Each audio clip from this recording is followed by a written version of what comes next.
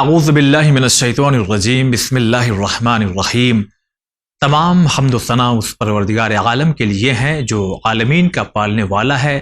درود و سلام ہو محمد وآل محمد علیہم الصلاۃ والسلام پر۔ ناظرین اکرام، السلام علیکم ورحمۃ اللہ۔ آپ سبھی کا استقبال کرتے ہیں اس خاص پروگرام مسائل زندگی میں۔ آپ ہی کے بھیجے ہوئے سوالوں کے جوابات اس پروگرام کے ذریعے آپ تک پہنچائے جاتے ہیں۔ آج آپ کے بھیجے ہوئے سوالوں کے جوابات دینے کے لیے ہمارے ساتھ اسٹوڈیو میں موجود ہیں حجت الاسلام والمسلمین علی جناب مولانا سید حسین مہدی حسینی صاحب۔ آئیے ملاقات کرواتے ہیں اور پروگرام کا آغاز کرتے ہیں سوالوں کے ذریعے۔ السلام علیکم ورحمۃ اللہ۔ وعلیکم السلام ورحمۃ اللہ وبرکاتہ۔ مزاج گرامی، الحمدللہ، اللہ کا شکر ہے۔ قبل اس کے کہ پہلا سوال اور اس کا جواب ناظرین تک پہنچائے، ہم یہ چاہتے ہیں چونکہ ایام عزائے فاطمی سلام اللہ علیہ یہ چل رہے ہیں اور چونکہ آج شب لگ رہی ہے امام زین العابدین علیہ السلام کی ولادت کی، لہٰذا ان دونوں مناسبت کو مد نظر رکھتے ہوئے کچھ باتیں ہمارے ناظرین تک پہنچائیں۔ اعوذ باللہ من الشیطان الرجیم، بسم اللہ الرحمن الرحیم۔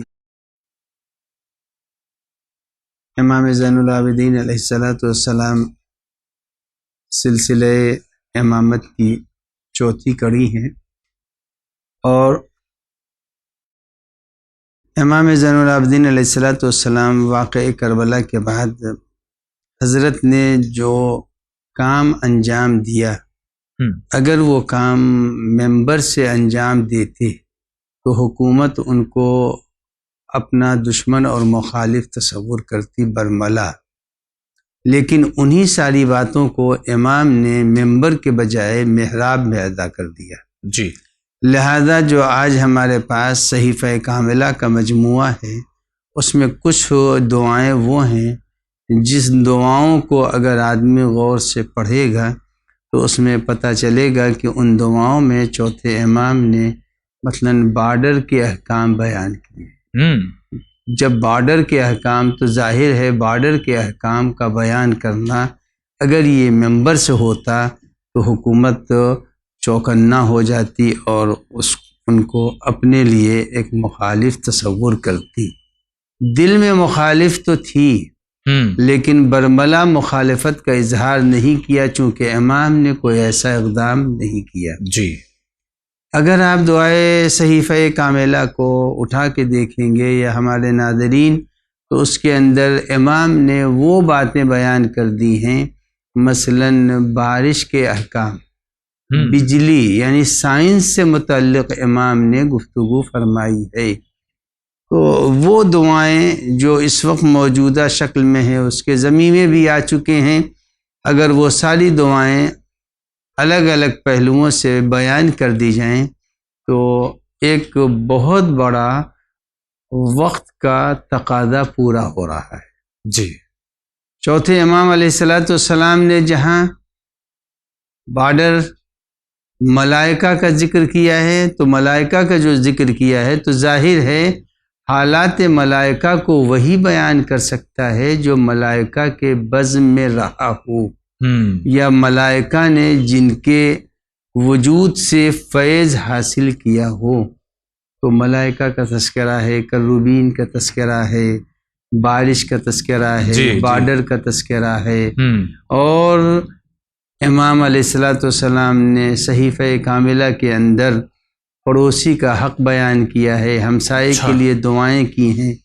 تو یہ ساری چیزیں اگر ممبر سے بیان ہوتی تو یقیناً حکومت 2 منٹ بھی امام کو زندہ نہ رکھتی، لیکن واقعہ کربلا کے بعد امام نے جو روش اختیار کی، اس روش کا نتیجہ یہ ہوا کہ سن 95 ہجری تک دشمن غافل رہا، اور اس غفلت میں امام نے پیغام خدا کو عام کر دیا۔ دشمن یہ سمجھ رہا تھا کہ امام کاروبار میں لگ گئے، چونکہ امام نے غلاموں کو خریدنا شروع کیا۔ جی، اور غلاموں کو جب خریدتے تھے تو اس زمانے کے 3 مرکز تھے، ان 3 مرکز سے غلام لائے جاتے تھے۔ ظاہر ہے پردیس میں اگر آدمی کو، اس میں ایک مرکز تھا افریقہ، دوسرا مرکز تھا افغانستان، تیسرا مرکز تھا خود مکہ مکرمہ۔ ان جگہوں سے غلام لائے جاتے تھے امام کے پاس۔ جب آپ اندازہ لگائیں کہ مومنین جب کسی ذاکر سے کوئی بات سنتے ہیں تو توجہ سے سنتے ہیں، اور آپ کے سوالات کی کثرت بتا رہی ہے کہ مومنین سنتے ہیں اور سوالات کرتے ہیں۔ امام نے غلاموں کو خریدا، 5 مہینے، 6 مہینے، 1 سال، جیسی استعداد تھی غلام کی اس سے اسی کی زبان میں بات کی۔ اچھا، جب بات امام نے کی تو ظاہر ہے کہ سرزمین حجاز اور سرزمین مدینہ پر آنے والا ایک اجنبی زبان کا مالک جو افغانستان سے آ رہا، جو عراق سے آ رہا، الگ الگ زبانوں کے بولنے والے لوگ لائے جا رہے ہیں، امام اسی زبان میں گفتگو کرتے تھے اور 6 مہینے اس کو، 1 سال اس کو اپنے پاس رکھتے تھے اور احکام دین اس کو بالکل مضبوط کر دیتے تھے۔ اچھا، اور جیسے آج کی زبان میں بولوں کہ امام اس کو احکام دین فیڈ کر دیتے تھے اس کے وجود میں جی۔ اور جب وہ اس لائق ہو گیا تو امام فرماتے تھے اپنے ذمہ داروں سے جو امام کے امور کو انجام دے رہے ہیں کہ اس کو میں آزاد کرتا ہوں، اور خود اس غلام سے کہتے تھے کہ یہ تمہارے گھر تک کا خرچ ہے، یہ تمہارے اخراجات ہیں، جاؤ اور جو میں نے تمہیں بتایا ہے اب تم اپنی زبان میں اس کو اپنے والوں کو بیان کرو۔ تو حکومت یہ سمجھ رہی تھی کہ امام زین العابدین غلاموں کا کاروبار کر رہے ہیں، مگر امام زین العابدین غلاموں کا کاروبار نہیں کر رہے تھے بلکہ مختلف جگہوں کے اوپر میڈیا بنا رہے تھے۔ صحیح۔ اور اس میڈیا کے ذریعے سے امام نے وہ کام کر دیا جو واقعہ کربلا کے بعد کوئی دوسرا انجام نہیں دے سکتا۔ چلیے گا، بہت بہت شکریہ ادا کرتے ہیں۔ تو ناظرین، آپ کی خدمت میں مبارکباد پیش کرتے ہیں امام کی ولادت کی، اور ہم گزارش کرتے ہیں کہ پہلا سوال پیش کیا جائے۔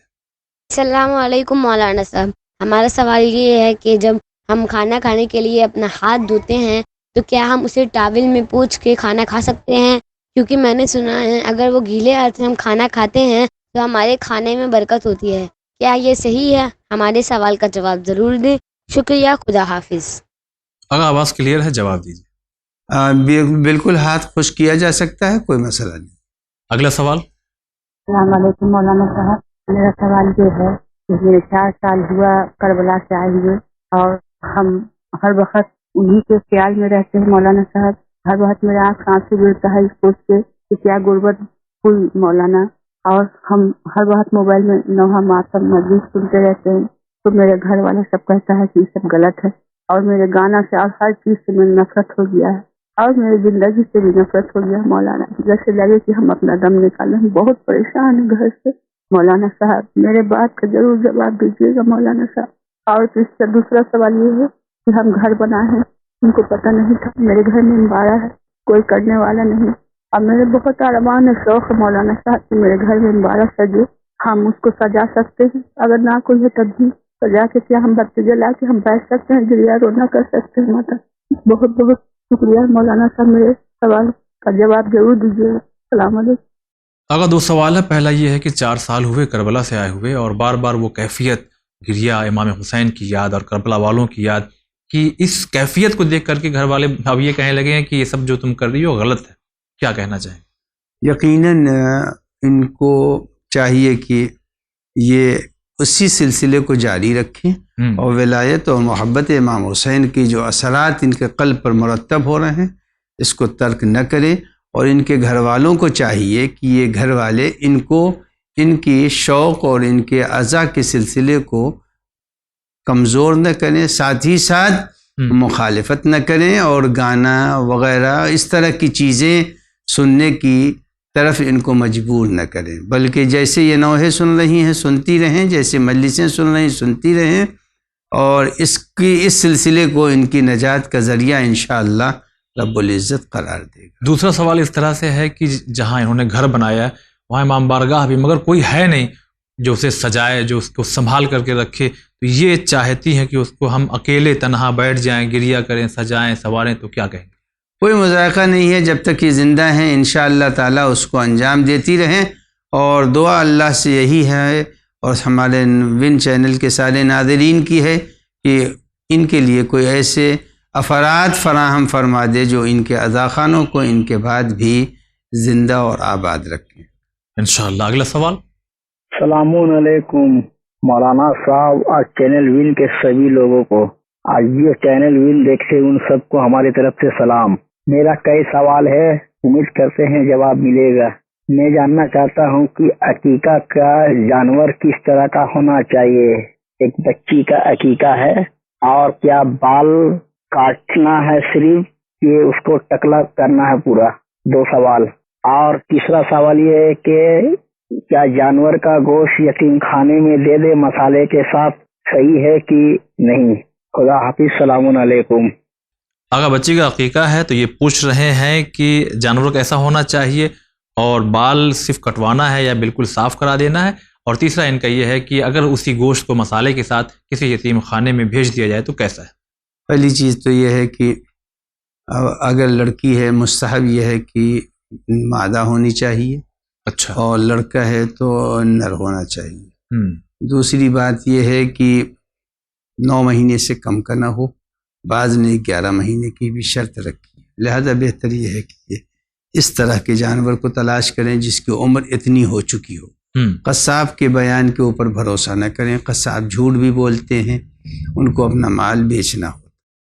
دوسرا مسئلہ یہ ہے کہ سر کے بال کو بالکل صاف کر دینا چاہیے، مونڈ دینا چاہیے، چونکہ تاکید یہ ہے کہ جو بال بچہ ماں کی شکم سے لے کے آتا ہے وہ گروتھ میں کمی کا سبب بنتا ہے۔ اچھا، جب وہ بال اتر جاتا ہے تو بچے کے گروتھ اور نمو میں بہتری پیدا ہو جاتی ہے، لہذا یہ بھی صحیح ہے۔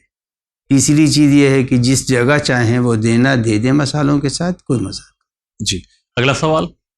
السلام علیکم، میرا نام سید ریاض حسین جعفری، میں ناگپور شہر سے بول رہا ہوں۔ آگا آپ کی خدمت میں، علی جاوید زیدی صاحب کی خدمت میں، اور حجت اسلام مولانا کی خدمت میں، اراکین چینل ون کی خدمت میں بہت بہت سلام۔ ایام فاطمیہ قریب ہے، اس کے کچھ سوالات ہیں مومنین کی معلومات کے لیے، آگا آپ کو زحمت دے رہا ہوں۔ جیسے کہ ابھی جو تاریخ آنے والی ہے 13 جمادی الاول، اور اس کے بعد ہی 3 جمادی الثانی، ان 2 مہینوں میں 2 تاریخیں معصومہ کی شہادت کی ملتی ہیں، وجہ بیان فرمائے تاکہ مومنین کی معلومات میں اضافہ ہو۔ سوال کیا ہے کہ حضور پاک حضرت محمد مصطفیٰ صلی اللہ علیہ وآلہ وسلم کی اکلوتی بیٹی خاتون جنت کے لیے جو عربی زبان میں حدیث ہے جو ذاکرین علماء کرام پڑھتے ہیں، فاطمہ میرے جگر کا ٹکڑا ہے، یا فاطمہ سلام اللہ علیہ فاطمہ زہرا رسالت کا حصہ ہے، بعض ذاکرین جگر کا ٹکڑا ہی پڑھ رہے ہیں، تو یہ عربی میں صحیح حدیث کیا ہے اور اس کا ترجمہ کیا ہے اردو میں بیان فرمائے۔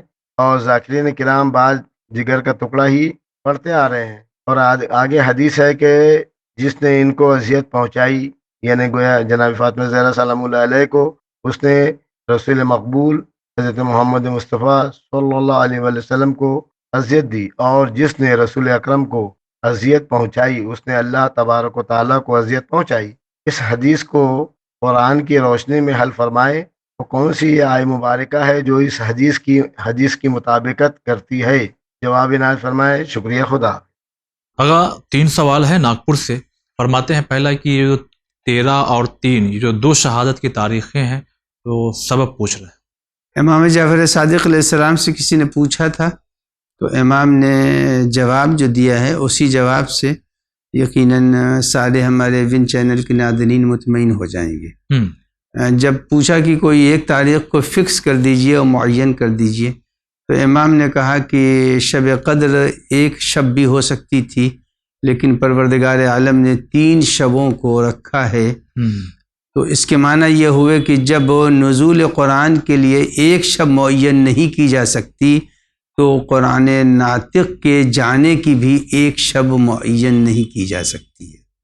یہ ہے جواب امام جعفر صادق علیہ السلام، اور علماء نے دونوں تاریخوں کو بیان کیا ہے، اور ازاں یہاں سے لے کے ایران و عراق ہر جگہ 2 ہی تاریخیں منائی جاتی ہیں، اور ایک تاریخ کے اوپر اکتفا نہیں کی جاتی۔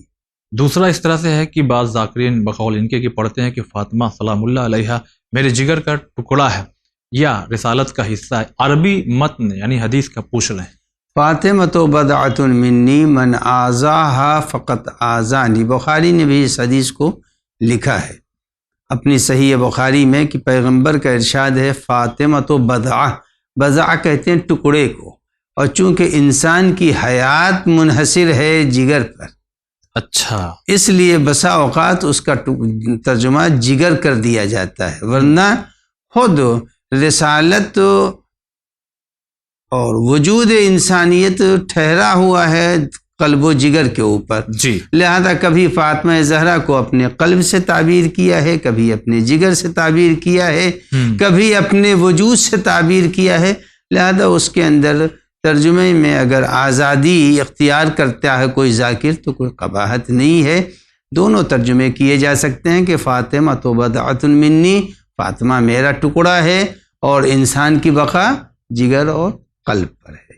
تیسرا حصہ، جی آقا، تیسرا حصہ اس طرح سے ہے اسی حدیث کے اگلے فقرے کو بیان کرتے ہوئے کہ جس نے فاطمہ کو اذیت دی سلام اللہ علیہ، اس نے مجھے، یعنی رسول فرما رہے ہیں، مجھے اذیت دی، اور جس نے مجھے اذیت پہنچائی اس نے خدا کو ناراض کیا۔ تو قرآن مجید کی کسی آیت سے اس حدیث کا اگر حل اور یعنی پختہ ہو جائے تو بہتر۔ روزانہ انسان ہماری بزم میں، ہمارے معاشرے و محفلوں و مجلسوں میں بالخصوص نماز میں پڑھا جاتا ہے ان اللہ و ملائکتہ یصلون علی النبی یا ایھا الذین آمنوا صلوا علیہ وسلموا تسلیما، بچہ ہماری بزم کا اس آیہ کریمہ کی تلاوت کرتا ہے، جی، بلا فاصلہ اسی آیت کے خاتمے کے بعد یہ آیت شروع ہوتی ہے ان الذین یؤذون اللہ ورسولہ لعنہم اللہ فی الدنیا والآخرہ جی، وعد لہم عذابا مہینا۔ قرآن کہتا ہے جن لوگوں نے پیغمبر کو اور اللہ کو اذیت دی، لعنہم اللہ فی الدنیا والآخرہ، اللہ ان لوگوں کو جن لوگوں نے ایذا اور اذیت پہنچائی ہے ان پر لعنت کرتا ہے، دنیا میں بھی لعنتی ہیں اور آخرت میں بھی۔ کافی تھی آیت، مگر آیت فرماتی ہے کہ وَعَدَّ لَهُمْ عَذَابًا مُهِينًا، اور اللہ نے ان کے لیے ذلت آمیز عذاب آمادہ کر رکھا ہے۔ تو معلوم یہ ہوا کہ آیت اور روایت دونوں ایک بات کی تشریح کر رہی ہے۔ پیغمبر نے فرمایا فاطمہ تو بضعۃ منی من آذاہا فقد آذانی، جس نے اس کو اذیت دی اس نے مجھے اذیت دی۔ معلوم یہ ہوا کہ فاطمہ زہرا سلام اللہ علیہا تھرمامیٹر ہیں، جیسے کہ ایک تھرمامیٹر سے ہزاروں بیمار کے بخار کو چیک کیا جا سکتا ہے، اسی طرح سے ہر دور کے انسان نے جہنمی کی شناخت فاطمہ زہرا کو بنا دیا ہے کہ جو ان سے محبت کرے گا وہ خدا اور رسول کو راضی رکھتا ہے، جو ان سے عداوت و دشمنی رکھے گا وہ خدا اور رسول کو ناراض کرتا ہے۔ بس فاطمہ زہرا کی محبت ہی انسان کی نجات اور عاقبت کے بخیر ہونے کی دلیل ہے۔ بہت شکریہ۔ اگلا سوال۔ السلام علیکم جاوید بھائی، مولانا صاحب، میں کنیز صغرا لکھنؤ سے بول رہی ہوں۔ مولانا صاحب میری اصلاح فرمائیں کہ کیا میں ظہر کی نماز نافلہ ظہر کو ظہر کی اذان سے پہلے پڑھ سکتی ہوں، اور پڑھ سکتی ہوں تو کتنے پہلے پڑھ سکتی ہوں؟ آدھے گھنٹے پہلے یا 10 منٹ پہلے پڑھ سکتی ہوں ظہر کی نافلہ؟ اور فجر کی نافلہ میں کیا میں اذان سے پہلے اذان ہو رہی ہو تو بھی اس نافلہ کو پڑھ سکتی ہوں فجر کی؟ کیونکہ یہ دونوں میں پہلے پڑھی جاتی ہے، اس لیے تھوڑا سا میری اصلاح فرمائے، میں کنفیوز ہوں۔ شکریہ، خدا حافظ۔ کنیز فاطمہ لکھنؤ سے سوال کر رہی ہیں کہ نماز فجر اور نماز ظہر کی جو نافلہ نماز ہے کیا اذان سے پہلے ہم پڑھ سکتے ہیں؟ نافلہ نماز صبح کو صبح کاظم میں پڑھنا چاہیے، تو اس کے معنی یہ ہے کہ جب مستحب قرار دیا ہے کہ نافلہ نماز صبح کاظم میں پڑھا جائے تو خود بخود وہ نماز صبح کے وقت سے پہلے پڑھی جا سکتی ہے خود۔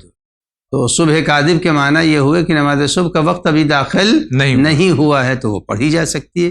اور نماز نافلہ ظہرین کے لیے بھی یہی ہے کہ جب وقت آ جائے تو پڑھے، لیکن اگر کوئی شخص نہیں پڑھ سکتا ہے کسی وجہ سے تو وہ جس وقت بھی چاہے، اگر بعد میں پڑھ رہا ہے تو قضا کی نیت سے پڑھ لے، اور اگر وہ قبل زوال پڑھ رہا ہے تو وہ پڑھنے میں کوئی مذائقہ نہیں ہے۔ پروردگار عالم نے چھوٹ دی ہے، جتنے بھی مستحبات ہیں اس کو جس وقت چاہے ادا کریں۔ بہت شکریہ۔ اگلا سوال۔ السلام علیکم مولانا صاحب، میں ناسک سے بول رہی ہوں۔ ہمارا سوال یہ ہے کہ اگر ہماری نماز صبح کی قضا ہو جاتی ہے اور ظہر کے وقت ہم نماز پڑھتے ہیں، تو کیا پہلے ہمیں صبح کی نماز قضا بھرنی پڑے گی یا ہمیں ظہر عصر کے بعد نماز قضا بھرنی پڑے گی؟ پلیز آپ ہمارے سوال کا جواب ضرور دیں، شکریہ، خدا حافظ۔ جی اگر آواز کلیئر۔ نماز صبح ترتیب رکھتی ہے، لہذا پہلے نماز صبح کی قضا کو انجام دیں اور اس کے بعد جب زوال کا وقت ہو جائے تو پھر نماز ظہر۔ اگلا سوال۔ جاوید بھائی کو میرا السلام علیکم، مولانا صاحب کو میرا السلام علیکم۔ ہم لکھنؤ درگاہ حضرت عباس بنیاد باغ ٹاپے والی گلی سے بول رہا ہوں۔ میرا سوال یہ ہے مولانا صاحب کہ چغل خور کون ہوا؟ اب میرا سوال سنیے۔ میرا سوال یہ ہے کہ میری والدہ کا انتقال ہو چکا ہے اور ان کی مجلس تیجے کی ہوئی، پھر 40ویں کی ہوئی، پھر چھمائے کی ہوئی۔ ان تینوں مجلسوں میں نظر جو ہوتی ہے شہدائے کربلا علیہ السلام کی اور میری والدہ کی سورہ فاتحہ کی نظر، اور ہماری ممانی آتی ہیں اور نظر نہیں چکتی ہیں، اور کبھی نظر کو ہاتھ نہیں لگاتی، نظر نہیں چکتی ہیں، نہ شہدائے کربلا علیہ السلام کی نظر نہیں چکتی ہیں۔ تو ہم سب لوگ کہتے ہیں نظر چک لی، تو وہ نظر نہیں چکتی۔ ایک دن جب چھمائے کی مجلس ہو گئی تو میری ممانی آئی، انہی نے نظر نہیں چکی، کہنے لگی میرا کتا چھو گیا ہے۔ یہ تیسری بار ہوا، یہ کہتی میرا کتا چھو گیا ہے۔ تو اسی دن میرا خالہ زاد بھائی آ گیا میری ممانی کے جانے کے بعد، تو اس نے پوچھا ممانی آئی تھی؟ ہم نے کہا آئی تھی۔ کہ نظر چکی تھی؟ ہم نے کہا نہیں، نظر نہیں چکی، تو ان کے ہر بار کتا چھو جاتا ہے۔ تو یہ بات جا کے اس نے میرے ماموں سے کہہ دی، اور ماموں میرے گھر جھگڑنے کے لیے آ گئے اور کہنے لگے تم نے چغل خوری کی ہے، تم ان کو برا بلا کہہ رہے ہو۔ یہ کہتے کہتے وہ میرے بہن کے سسرال پہنچ گئے، وہاں کہنے لگے بابو نے چغل خوری کی ہے۔ تو اب مولانا صاحب آپ بتائیے کہ چغل خور کون ہوا؟ پلیز اس کا جواب دیں، شکریہ، خدا حافظ۔ جی آگا، ان کے مسئلے کا کیا حل ہے؟ دیکھیے، سب سے پہلی چیز یہ ہے کہ کسی کے ذاتیات میں دخل نہیں دینا چاہیے، نمبر 1۔ نمبر 2، اگر کسی نے ہماری دعوت کے اوپر دعوت کو قبول نہیں کیا اور نہیں چکھا تو اس کے نزدیک کوئی وجہ ہو سکتی ہے، اس وجہ کو جانے بغیر کوئی فیصلہ نہیں کیا جا سکتا۔ تیسری بات یہ ہے کہ ان کے خالہ زاد بھائی کو ان دونوں کے درمیان جو گفتگو ہوئی تھی اس کو عام نہیں کرنا چاہیے تھا۔ چوتھی بات یہ ہے کہ ان کے ماموں کو آ کر کے ان بچوں سے، چونکہ وہ ماموں تھے اور یہ بچے ہیں، بھانجے ہیں سگے، لہذا بھانجوں سے اس طرح کی گفتگو نہیں کرنی چاہیے تھی۔ بڑوں کو اپنا وقار رکھنا چاہیے، چھوٹوں کو اپنا لحاظ رکھنا چاہیے۔ جب اس طرح سے زندگی گزرتی ہے تب جا کے خاندان میں اتحاد رہتا ہے۔ جب بڑے اپنی حدوں سے نکل جائیں گے، چھوٹے اپنی حدوں کو ترک کر دیں گے تو گھروں میں اختلاف ہوتا ہے۔ اگر نظر نہیں چکی تو بہت سے لوگوں کے بہت سے اذہان میں، ذہنوں میں خیالات ہوتے ہیں۔ کوئی وجہ ہو سکتا ہے کہ شوگر رہی ہو سکتا ہے روزہ رہا ہو، اس لیے کہ امام نے فرمایا ہے کہ مومن کے عمل کو اس کی صحت پر، یعنی اس کو کسی معقول وجہ پر اس کو حمل کرو۔ ایسا نہ ہو کہ تم اپنے ذہنی خیالات پر بدگمانی نہیں ہونا چاہیے۔ ان بعد الظن اسم، بعض بدگمانیاں گناہ ہے، لہٰذا نہ ان کو فکر کرنی چاہیے کہ ممانی آئی ہیں اور کیوں نہیں چکی۔ ٹھیک ہے، نہیں چکھا، کوئی وجہ ہوگی، اور کوئی ضروری نہیں ہے کہ نظر آئی ہیں تو چکھ ہی لیں، کوئی ضروری نہیں ہے۔ آپ جب آتی ہوں گی وہ تو چائے پیش کر دیجئے، ناشتہ آیا ان کے گھر میں، کھاتی پیتی ہیں، نظر کسی وجہ سے بہت سے لوگوں کے ذہنوں میں یہ ہوتا ہے کہ نظر فاطمہ زہرا نہیں چکھی جا سکتی، مرد نہیں چکھ سکتے ہیں۔ بہت سے لوگ وہ ہیں جو تابوت فاطمہ زہرا سلام اللہ علیہا کو نہیں دیکھتے مرد ہونے کی حیثیت سے۔ تو الگ الگ خیالات ہیں، ان کو اس مسئلے کو اتنا اہمیت نہیں دینی چاہیے تھی کہ ممانی نے کیوں نہیں چکھا، اور ان کو اس سے خالہ زاد بھائی سے بیان نہیں کرنا چاہیے تھا، خالہ زاد بھائی کو کہیں اور جا کے نقل نہیں کرنا چاہیے تھا، ماموں کو آنا نہیں چاہیے تھا شکوہ کرنے کے لیے۔ یہ سب غلط ہے۔ درگزر جب تک نہیں کیا جائے گا، معاشرہ ٹوٹ جائے گا، اور جب انسان درگزر کرے گا تو معاشرے میں دوستی اور محبت پیدا ہوگی۔ بہت شکریہ۔ اگلا سوال۔ السلام علیکم مولانا صاحب اور جاوید بھائی، السلام علیکم۔ میں شہناز نقوی دلی سے بول رہی ہوں۔ میں امام زمانہ کا جو صدقہ نکالتی ہوں تو اس کی 14 معصومین کی نظر کراتی ہوں، تو یہ بتائیے کہ 14 معصومین کی نظر کرانا صحیح ہے یا کسی غریب کو دینا، یتیم کو دینا، یا میں اس میں مسائل زندگی آپ کا جو یہ پروگرام بن چینل سے آتا ہے اس کے لیے ہم دیں، تو کون سا صحیح رہے گا؟ آپ مجھے اس بات کو بتائیے۔ خدا حافظ۔ اگر ان کی سوال کا کیا حال ہے؟ بہت آسان ہے، صدقے سے معصومین کی نظر نہیں کی جاتی۔ نمبر 1، صدقہ نکالا ہے سلامتی امام زمان کا، اس سے معصومین کی نظر نہیں ہو۔ صدقہ مستحق فقیروں، ناداروں، غریبوں، مومنین کا حق ہے، وہ مومن جو غریب ہو اس کا حق ہے۔ تیسرا سوال یہ ہے کہ یہ خود بھی دینا چاہیں تو ون چینل کو روانہ کر کے بتا دیں کہ یہ صدقہ سلامتی امام زمان کا ہے، ڈونیشن نہیں ہے، تاکہ ون کو پتہ چلے اور وہ اسی اعتبار سے اس کو ان جگہوں پر خرچ کرے جو جگہیں صدقے کے لیے شریعت نے بتائی ہیں۔ جی اگلا سوال۔ جی السلام علیکم جاوید امام صاحب، میں محمد جلی سے بول رہا ہوں۔ جی جاوید بھائی، میں 2 سوال اگر اس کی وضاحت کر سکے تو آپ کی بہت بہت مہربانی ہوگی۔ جی پہلا سوال تو جاوید بھائی یہ ہے کہ مجھے پوچھنا تھا کہ جو اہل سنت کے جو 4 امام ہیں، ابو حنیفہ اور امام مالک، تو یہ ان میں سے کون کون جو ہیں جو امام جعفر صادق علیہ السلام کے شاگرد رہے ہیں؟ ان 4 اماموں میں سے کون کون سے امام ہیں جو امام جعفر صادق کے شاگرد ہیں؟ اور دوسرا سوال میرا یہ ہے کہ جو ہمارے کئی روایتیں میں نے سنی ہے کہ جو امام زمانہ کا ظہور ہوگا وہ 23 رمضان شب قدر کے دن ہوگا، اور کئی روایتوں میں یہ لکھا ہے کہ جو ان کا ظہور ہوگا امام زمانہ کا وہ 10 محرم کا ہوگا۔ اگر اس کی آپ وضاحت کر سکے کہ اس میں سے کون سی تاریخ صحیح ہے اور کون سی روایت صحیح ہے تو اور لوگوں کی انفارمیشن میں کافی مطلب گین ہوگا۔ اگر یہ 2 سوالوں کے جواب دے سکے تو آپ کی بہت بہت مہربانی ہوگی۔ بہت بہت شکریہ۔ السلام علیکم۔ اگر 2 سوال ہے۔ پہلا سوال یہ ہے اس طرح سے کہ اہل سنت حضرات کے 4 جو ان کے امام ہیں ان میں سے کون امام جعفر صادق علیہ السلام کے شاگرد ہیں؟ دیکھیے خود ابو حنیفہ جو تھے انہوں نے کہا ہے کہ لولا السنتان لحلق النعمان۔ ابو حنیفہ کا نام نعمان تھا۔ انہوں نے کہا کہ میں نے 2 سال امام جعفر صادق علیہ السلام کی شاگردی اختیار کی ہے، اگر یہ 2 سال نہ ہوتے تو میں ہلاک ہو جاتا۔ اچھا، معلوم ہوا کہ ابو حنیفہ امام جعفر صادق علیہ السلام کے شاگردوں میں ہے۔ ابی الحدید ایک سنی عالم گزرا ہے جس نے نہج بلاغہ کی شرح لکھی ہے، اور اس نے لکھا ہے کہ جتنے بھی دنیا کے اندر فرقے پائے جا رہے ہیں یا جتنے صوفی پائے جا رہے ہیں، جتنے اولیاء اللہ کہے جا رہے ہیں، ہمارے ہاں ولی صرف 4 معصومین ہے۔ جی، اور اس کے علاوہ مرجع بھی ہمارے ہاں جو کہا جاتا ہے وہ بھی صوفیوں والی کیفیت میں نہیں رکھتا، وہ مرجع مسلم ہے اور اس کا احترام ہے، ہم اس کو معصوم نہیں سمجھتے ہیں۔ معصوم نے فرمایا ہے کہ تم ان کی تقلید کرو، لہذا ہم ان کی تقلید کرتے ہیں۔ اب ابو حنیفہ ہیں، ابو حنیفہ 699 میں تھے، مالک 715 میں، شافعی 766 میں، حنبلی 855 میں۔ یہ وہ افراد ہیں جنہوں نے ابو حنیفہ سے کسی نے لیا، کسی نے اس کے بعد لیا، کسی نے، سب کا سلسلہ جڑا ہوا ہے۔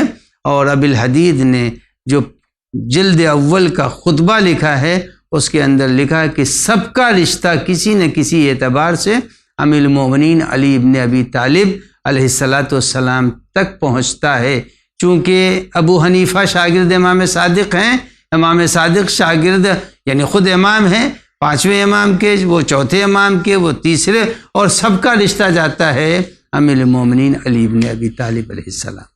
جی، اگر دوسرا سوال اس طرح سے ہے کہ انہوں نے سنا ہے کہ ماہ مبارک رمضان کی جو 23ویں شب قدر یعنی اور 10 محرم، تو ان 2 تاریخوں میں بیان کیا جاتا ہے کہ امام کا ظہور ہوگا، تو پوچھ رہے ہیں کہ صحیح کیا ہے؟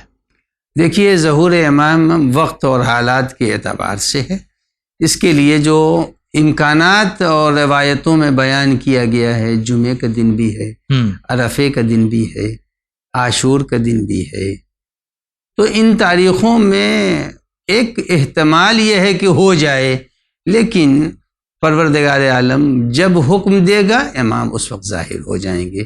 ہماری دعا ہے ون چینل کے تمام ناظرین سے کہ دنیا ظلم و جور سے چھلک رہی ہے، ایسے ماحول میں ہم کثرت سے دعا کریں کہ امام کی آمد جلد ہو جائے۔ جیسے اگر ملک کے باہر کسی کا باپ ملازمت کرتا ہے تو اس کے گھر کے بچے ہر سال انتظار کرتے ہیں، ہر مہینے، کہ شاید ہمارے والد آ جائیں۔ امام معصوم ہم سب کے ولی و سرپرست و والد کی حیثیت رکھتے ہیں۔ ہم سب کو چاہیے کہ اس امام کی آمد کو ہر شب و روز مختلف موقعوں پر اس دعا کے ساتھ انجام دیتے رہیں۔ اللہم کن ولیک الحجت ابن الحسن صلواتک علیہ وعلی آبائہ فی هذه الساعة وفی کل ساعة ولیوں و حافظ و قائد و ناصر و دلیل وعینا حتی تسکنہ ارضک طوعا و تمتعہ فیہا طویلا۔ اگر بہت شکریہ، اگلا سوال پیش کیجیے۔ السلام علیکم سید بھائی اور مولانا صاحب، میں ارشد حسین خاکر ملا بڑگام کشمیر سے میں بول رہا ہوں۔ مولانا صاحب سے میرے ایک سوال جا پایا ہے، یہ آیا کہ دنیا میں ایک نہ ایک دن ہر ایک انسان کو مرنا ہے، اپنے آپ کی منزل سے جانا ہے۔ میرا سوال یہاں پر ہے کہ اگر ایک انسان اچانک مر جائے، تو انسان تو ایسے ہوتے ہیں کہ جو پہلے بیمار ہوتے ہیں، پھر گھر والوں کو بتاتا ہے کہ ہمارے پاس جو قرضہ ہے، فلائی کا قرضہ ہے، کہیں کا قرضہ ہے، یا میں کسی کو پیسے، میرے پاس کسی کے پاس پیسے ہوتے ہیں تو وہ ادا نہیں ہوا ہوتا ہے، تو اچانک مر جائے کوئی آدمی تو اس کے جو بوجھ رہتا ہے یہ قرضہ، وہ کون، وہ گھر والوں کو ادا کرنا ہوتا ہے، مگر گھر والوں کو پتہ ہی نہیں ہے کہ کس کو مطلب قرضہ ہے ہم ادا کر۔ اگر ایسا نہیں ہے کہ مطلب تب بھی کسی کا قرضہ بڑا ہوتا ہے جو گھر والے ادا نہیں کر سکتے ہیں، ایسے حال میں کیا ہو سکے اس انسان سے جو اس ٹائم پہ اچانک مرتا ہے، آخر میں اس کا حساب کیا ہے؟ مجھے اس سوال کا کیا ہوتا ہے باقی وسلم۔ اگر کشمیر سے سوال ہے، وہ پوچھ رہے ہیں کہ انسان کبھی کبھی انتقال کرنے سے پہلے بیمار پڑتا ہے تو وہ اپنی چیزوں کو بتاتا ہے کہ کس سے قرض لیا، کس کو کتنا دینا ہے۔ کبھی کبھی انسان ایسا انتقال کر جاتا ہے کہ وہ بتا بھی نہیں پاتا کہ ہمارے اوپر قرض کس کا ہے اور کس کو دینا ہے، کس سے لینا ہے۔ اگر ایک انسان قرض دار ہو اور اس دنیا سے اچانک مر جاتا ہے تو اس کا حساب و کتاب کس طرح سے ہوگا؟ چونکہ حکم خدا یہ ہے کہ جب تم قرآن مجید کی آیت موجود ہے کہ جب تم کسی سے قرض لو تو اسے لکھو، تو ہر انسان کو چاہیے کہ ایک ڈائری پر اپنے قرض کو لکھے، جس کو سے لے رہا ہے اسے بھی لکھے اور جسے دے رہا ہے اسے بھی لکھے۔ تو جب قرآن کا حکم موجود ہے تو ایسی صورت میں پھر کوئی پریشانی نہیں ہوگی، اور جو لوگ یہ کام نہیں کرتے ہیں ہمارے اس ون چینل کے تھرو، وہ اب جب لینا اور دینا ہو تو پھر فوراً اس کو ایک ڈائری پر لکھ لیں، تاکہ اگر کوئی ایسا حادثہ ہو جائے، اچانک موت ہو جائے تو ورثہ کو پریشانی نہ ہو۔ اور جن صاحب نے یہ سوال کیا ہے، اگر انہیں معلوم ہے کہ کس سے قرض لیا تھا تو یہ ادا کریں، اور جب نہیں معلوم ہے تو کچھ مال کو صاحب مال کی طرف سے وہ صدقہ نکال لیں اور کسی مرجع کو جا کر کے دے دیں۔ جی اگلا سوال۔ السلام علیکم، میں کلکتہ سے بول رہا ہوں۔ ہم تہجد کا نماز پڑھتے ہم کو اس سے کوئی فائدہ نہیں حاصل ہو رہا۔ 5 وقت کی نماز پڑھتے ہیں، کیا کوئی جگہ پہ ہم سے کسی چیز سے غلطی ہو رہی ہے کیا؟ پھر مجھے حل بتائیے۔ اگر تہجد اور پنجگانہ نماز پڑھتے ہیں مگر بقول ان کے کہ کوئی فائدہ نہیں ہو رہا ہے، اب کس معاملے میں فائدہ یہ نہیں معلوم، تو اس کا حل جاننا چاہتے ہیں۔ دیکھیے ایسا ہے کہ ہم پر فریضہ ہے، واجب ہے، ہم کو واجب کو ادا کر دینا چاہیے۔ اس کا فائدہ یہاں تھوڑی ملے گا، نہ تہجد کا فائدہ یہاں ملے گا، اور نہ تو نماز پنجگانہ کا فائدہ یہاں ملے گا، نہ روزے کا فائدہ ملے گا، نہ حج کا فائدہ ملے گا۔ کسی کا اجر پروردگار عالم نے آخرت میں دینے کا وعدہ کیا ہے۔ اسی لیے اگر کوئی شخص یہ بے نمازی مر گیا، بغیر حج کیے ہوئے مر گیا، تو پروردگار عالم نے اس کو موقع دیا ہے ورثہ کو کہ تم حج کرا دینا، تم اس کی قضا نمازیں کرا دینا۔ تو معلوم یہ ہوا کہ اجر فوراً بندے کو نہیں ملے گا، بلکہ اجر ہو سکتا ہے مرنے کے بعد ورثہ کے ذریعے سے پہنچ جائے، ہو سکتا ہے کسی دوست کے ذریعے سے پہنچ جائے۔ جی تو یہ نہ سمجھیں کہ صاحب نماز پنجگانہ پڑھ لیا اور نماز تہجد پڑھ لیا تو پھر ہم کو اسی وقت، یہ کوئی نماز پنجگانہ یا نماز تہجد یہ کریڈٹ کارڈ نہیں ہے ادھر لگایا اور فوراً مشین سے اے ٹی ایم سے پیسے نکلنے لگے۔ اللہ نے اس کو ذریعہ بنایا ہے نجات آخرت کا۔ بہت شکریہ۔ اگلا سوال۔ جی میرا نام اجانی ہے، میں برہما پوری سے بول رہی ہوں۔ مجھے یہ پوچھنا ہے کہ کیا واجب نمازوں میں جیسے کہ فجر نماز، نماز ظہر، نماز عصر، نماز مغرب، نماز عشاء میں کیا ہر نمازوں میں اذان اور اقامت بولنا واجب ہے؟ مجھے کسی نے بتایا کہ اگر آپ واجب نمازوں اذان اور اقامت نہیں بولو گے آپ کی نماز باطل ہو جائے گی، اور آپ کو اگر نماز کے درمیان یاد آتا ہے کہ آپ نے واجب نمازوں میں اگر اذان اور اقامت نہیں پڑھے تو آپ کو وہ نماز چھوڑ کے دوبارہ واپس سے اذان اور اقامت شروع کرنا پڑے گا اور نماز مکمل کرنا پڑے گا۔ کیا یہ صحیح ہے؟ مجھے اس بات کا پلیز بتائیے کیونکہ مجھے نہیں پتا یہ بات۔ اوکے، خدا حافظ۔ اگر سوال اس طرح سے ہے کہ کیا نماز پنجگانہ میں اذان اور اقامت کہنا واجب ہے؟ دو چیزیں ہیں۔ پہلی چیز تو یہ ہے کہ اگر انسان موقع رکھتا ہے اور نمازیں قضا اس کے ذمے ہیں تو بغیر اذان و اقامت کے اپنے نماز قضا کو ادا کرے، چونکہ خود اذان و اقامت واجب نہیں ہے۔ دوسری بات یہ ہے کہ اگر وقت ہے، مثلا آج ہے، آج کسی کی نماز چھوٹ گئی ہے خدا نخواستہ، اب وہ نماز پڑھ رہا ہے تو اسے چاہیے کہ وہ وقت چونکہ موجود ہے، ابھی وقت موجود ہے، لہذا وہ اذان اقامت کے بغیر اگر شروع کر چکا ہے تو نماز توڑ سکتا ہے اور توڑ کے اذان و اقامت کہے اور پھر اس کے بعد نماز کو پڑھے۔ لیکن وقت ایک دم غروب کا قریب ہے، اذان و اقامت نہیں کہہ سکتا ہے، نماز ظہرین قضا ہو رہی ہے تو بغیر اذان و اقامت کے پڑھ لے۔ جی بہت شکریہ۔ اگلا سوال۔ جی میرا نام عالم ہوا اور بمبئی سے بات کر رہا ہوں۔ میرا کوشچن ہے کہ جمعہ کی نماز اگر چھوٹ جاتی ہے تو پھر 5-7 آدمی مل کے ہم نماز پڑھ سکتے ہیں؟ اپنے ناظرین سے ہم گزارش کرنا چاہیں گے کہ جب بھی سوال آپ ریکارڈ کرتے ہیں تو آپ اس انتظار میں نہ رہیے کہ ادھر سے جواب آئے گا۔ یہاں ایک مشین ہوتی ہے جو صرف اور صرف آپ کے سوالوں کو ریکارڈ کرتی ہے اور پھر انہی سوالوں کو ہم یہاں سے آپ جواب پیش کرتے ہیں۔ اگر نماز جمعہ پہنچتے پہنچتے چھوٹ گئی تو 5-7 لوگ ہیں تو کیا دوسری نماز جمعہ قائم کر سکتے ہیں؟ نہیں، دوسری نماز جمعہ بھی قائم نہیں ہو سکتی۔ ہاں یہ کر سکتے ہیں کہ ظہرین بغیر اذان و اقامت کے شروع کر دیں۔ جی اگلا سوال۔ السلام علیکم، میرا سوال یہ ہے، میں لکھنؤ سے بول رہا ہوں دہلی۔ میرا سوال یہ ہے کہ جو واش روم میں لوگ پیخانہ وغیرہ کرتے ہیں استعمال میں، اس کی چیز کموڈ کی ہو یا چیز ہو پلٹ کے پڑ جاتی ہے، اس کو پانی سے پاک کیا جا سکتا ہے یا صابن وغیرہ کا استعمال کرنا چاہیے؟ بس السلام علیکم۔ اگر سوال اس طرح سے کہ واش روم وغیرہ جو کموڈ وغیرہ ہوتا ہے تو فلیش کیا تو اس کی چھیٹ اگر کپڑے پہ پیر پہ آ گئی تو صرف پانی سے ہی اس کو اگر یقین ہے نجیس ہے تو پاک کر سکتے ہیں یا صابن وغیرہ لگانا پڑے گا؟ اگر عین نجاست سے کوئی چھیٹ پڑی ہے تو پھر اس کو دھو لینا چاہیے، پانی سے پاک کرنا چاہیے۔ اگر اس کا اثر باقی ہے تو پھر اس کو پھر صابن سے دھونا چاہیے۔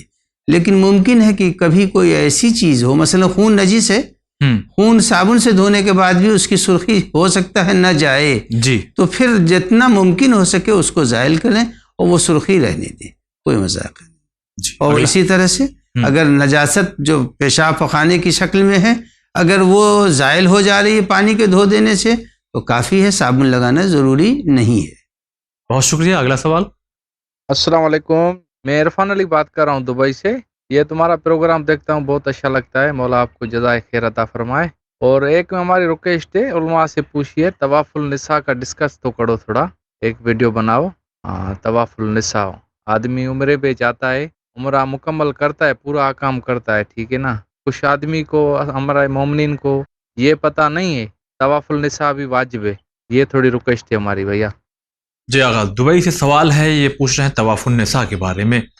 طواف النساء واجب ہے، اور اگر کسی نے کسی بچے کو بھی عمرہ مفردہ کرایا ہے تو اس پر بھی واجب ہے۔ اچھا، اور یہی نہیں، اگر کسی نے ثواب کے طور پر کسی مردے کی طرف سے طواف النساء چھوڑ دیا تو گناہ کیا۔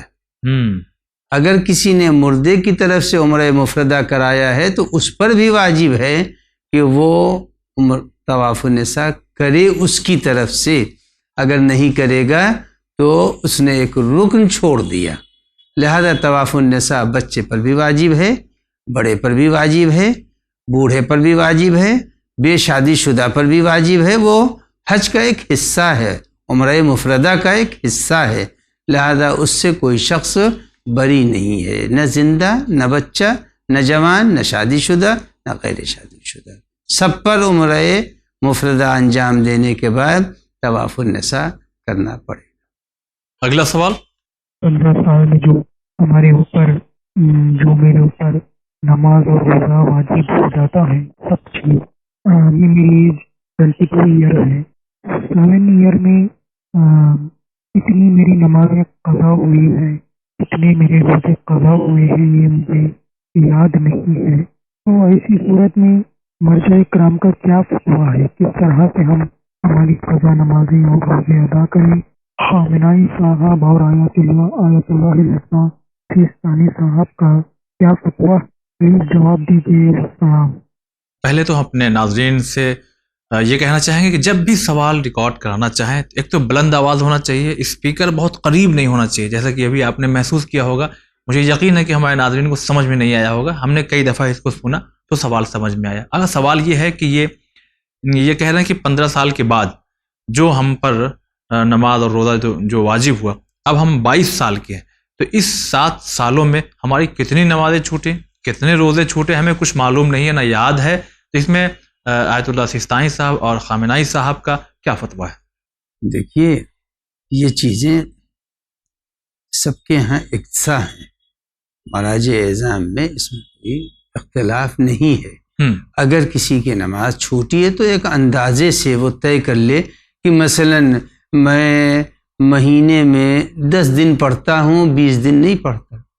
یہ تو آدمی کو اندازہ ہے کہ ہم نے مثلا 15 دن پڑھی ہوگی، 15 دن ہم نماز نہیں پڑھتے ہیں، غفلت سے گزار دیتے ہیں، تو ان کو چاہیے کہ 15 روز ہر مہینے میں شمار کریں، اور شمار کرنے کے بعد کہ بھئی 15 دن سے زیادہ نہیں ہم نے کبھی نمازیں چھوڑی ہیں، اور اسی طرح سے وہ 12 مہینے کی نمازوں کو شمار کریں، پھر اس کے بعد سے 7 برس کی نمازوں کو شمار کریں، اور آہستہ آہستہ آہستہ جتنا ممکن ہو سکے جلد سے جلد اس کو ادا کریں۔ یہی کیفیت روزوں کی بھی ہے کہ روزے کی شرائط کے ساتھ روزہ چھوڑا ہے یا بغیر شرائط کے چھوڑا ہے، اگر کہیں عمدن صحت مند تھے اور روزہ ترک کیا ہے تو بہت ہی زیادہ اس کے اوپر جرمانہ ہے، 1 روزے کے بدلے 60 روزے رکھنے پڑیں گے، یا 60 مسکین کو کھانا کھلانا پڑے گا۔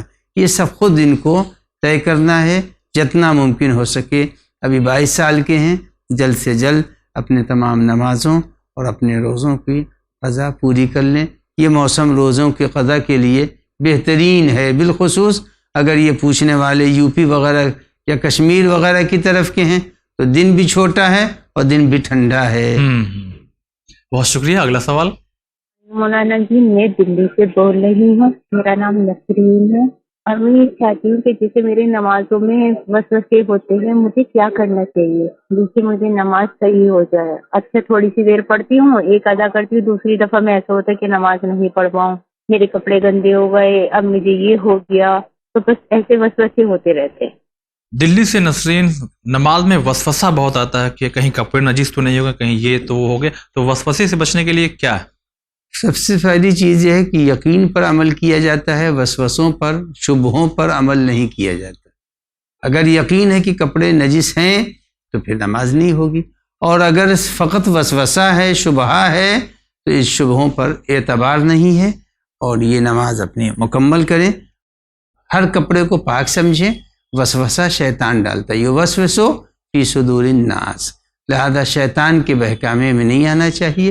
نماز کو خشوع و خضوع سے پڑھنے کے لیے بہتر ہے کہ نماز شروع کرنے سے پہلے وہ موت کو یاد کریں، قبر کے سوال و جواب کو یاد کریں اور شکر کریں پروردگار عالم نے انہیں توفیق نماز دی ہے. یہ ہوش تو نہیں ہے، ناک میں نلی تو نہیں لگی ہے، ہاتھ شل تو نہیں ہے. یہ ساری نعمتوں کو یاد کریں کہ اللہ نے ان کو اس لائق بنایا ہے. بہت سے لوگ تو ایسے ہیں جو کوما میں پڑے ہوئے ہیں، بہت سے لوگ ہیں کہ جو مر جاتے ہیں اسپتالوں میں، روح بقبلہ نہیں رہتے. لہذا شکر کریں اور ان باتوں کو یاد کریں گی تو نماز ادا ہو جائے گی بغیر کسی وسوسے کے. جی اگلا سوال. السلام علیکم. ابھی میں نے حجامہ کرایا ہے اور ڈاکٹر بولا ہے کہ ابھی نہانا بھی نہیں ہے، تو نماز قضا ہونے کا ڈر ہو رہا ہے، تو نہانا بھی نہیں ہے تو بلڈ نکلا ہے، تو اس حال میں نماز کیسے پڑھیں؟ شکریہ. اگر انہوں نے حجامہ کروایا ہے اور ڈاکٹر بولا ابھی نہانا بھی نہیں ہے اور نماز کی قضا ہونے کا ڈر ہے تو کیا کریں؟ ارے بھائی حجامہ اعضائے وضو پر تھوڑی ہوتا ہے. حجامہ جو ہے وہ پیٹھ وغیرہ کے اوپر ہوتا ہے اور جسم کے حصے پر. اعضائے وضو صاف ستھرے ہیں ان کے، لہذا یہ وضو کریں اور نماز پڑھیں، کام ختم. اگلا سوال. السلام علیکم مولانا صاحب.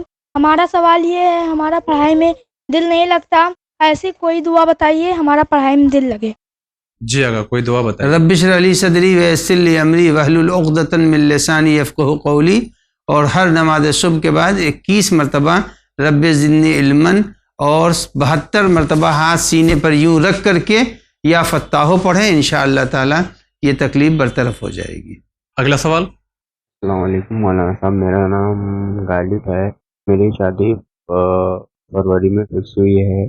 کافی ایام کے دن آ چکے ہیں، کافی مجھے شاپنگ بھی کرنی ہے، بہت سارے کام ہیں جو کرنے ہیں. تو میں یہ سب جو خوشی کے کام ہے اور ایام میں عذاب بھی آ گیا ہے، ایام میں ایسا فاطمی ہے، تو میں صرف جو 2 تاریخ ہے شہادت کی بیوی کی، انہی تاریخوں میں پرہیز کروں یہ سب تیاریاں کرنے کے لیے، یا پورے ایام میں پرہیز کروں؟ کیونکہ میرے پر دن بہت کم رہ گئے ہیں، مطلب بہت سارے کام بھی ہیں. اگر ایام عزائے فاطمیہ کی 13 اور 3 تاریخ، ان 2 شہادت کی تاریخ کو چھوڑ کر کے باقی دنوں میں ہم خوشی منا سکتے ہیں یا خوشی کے کام کو انجام دے سکتے ہیں؟ دیکھیے کام کا انجام دینا الگ ہے اور شادی کرنا الگ ہے. جی شادی نہ کریں اگر ان 2 تاریخوں سے بچتے ہوئے اگر جو ضروریات ازدواج ہیں اور شادی کے جو ضروری چیزیں ہیں انہیں خرید لیں گے تو کوئی مذائقہ نہیں ہے.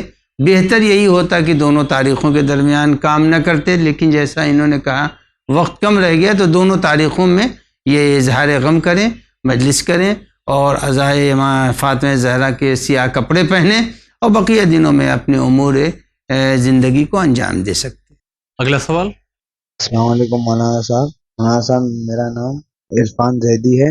مولانا صاحب میں نے خمس کا پیسہ جمع کر کے گھر پر رکھا ہوا تھا، تو گھر پر ہمارے چوری ہو چکی ہے، تو خمس کا پیسہ کیا ہماری جیب سے دینا پڑے گا؟ اگر خمس کا پیسہ چوری ہو گیا ہے تو اب اس کا اپنے پھر سے جیب سے دوبارہ دینا پڑے گا؟ اگر یہ بینک کا لون ہوتا اور چوری ہو جاتا تو کیا کرتے؟ دیتے. بینک کو لون دیتے یا نہیں دیتے؟ تو جس طرح سے بینک کا لون ادا کریں گے اسی طرح سے خمس بھی ادا کریں گے، واجب ہے ان کے اوپر ادا کرنا. اور انہوں نے روکا کیوں نہیں اسی وقت نکالنے کے بعد بلا فاصلہ ون کو بھیج سکتے تھے اور جہاں کے اوپر اجازت ہے وہاں دے سکتے تھے. کیوں روکا انہوں نے؟ اپنے گھر میں کی چوری ہو جائے، ظاہر ہے کہ خمس نکالا ہوگا تو چند گھنٹوں کے بعد اس کو وہ ٹرانسفر کر سکتے تھے. بہت شکریہ. اگلا سوال. میں حیدرآباد سے بات کر رہی ہوں. السلام علیکم مولانا صاحب. السلام علیکم جاوید صاحب.